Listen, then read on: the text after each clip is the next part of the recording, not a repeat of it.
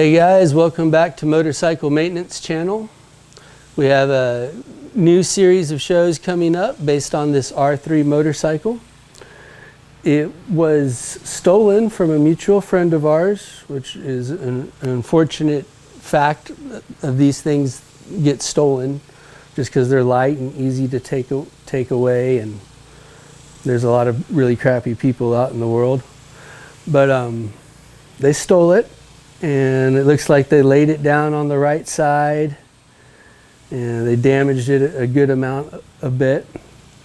And the owner found it on social media, and the forums reported it to him that they found his stolen bike, so that was really nice. And he was able to go back and recover it. So now we have what's left of it.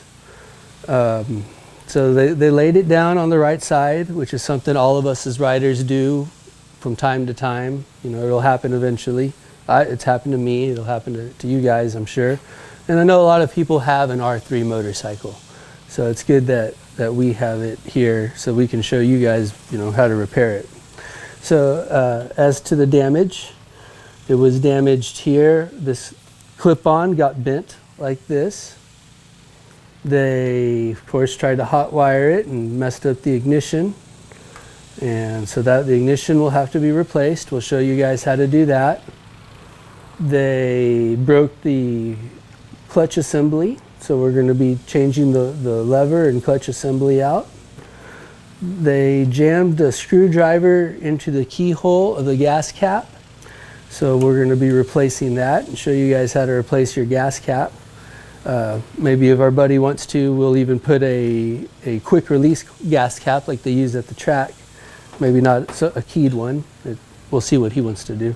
They also broke the turn signal, which tends to happen. I know I've snapped one of these off of a bike before.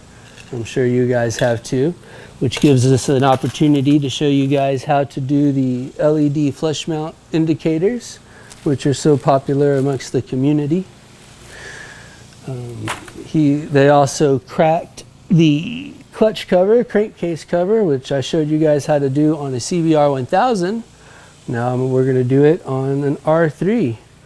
And actually it's not going to be as hard because Yamaha did something really nice. They added a gasket, so we don't have to mess with the goop. So I'm excited about that. And the peg kind of got destroyed, so we might be replacing that. We're definitely going to replace the Akrapovic exhaust that got stolen off and resold. We'll put stock exhaust back on. Somehow they messed up the rear rotor, so we're going to replace the rear rotor, put some fresh pads on it. Oh yeah, the shift lever on the other side is kind of cattywampus and going this way and that way, so we're gonna replace that shift lever. When it was recovered, he got his brother to go recover it for him, and while he was in California, and his brother, I guess not knowing too much about bikes, left it sitting outside in his backyard without a cover on it. So the clutch kind of got rained on, water got inside there. So it'll be interesting to see, you know, how it starts. I think it'll start right up. It's just, you know, it's got character. We'll say that, it's got character.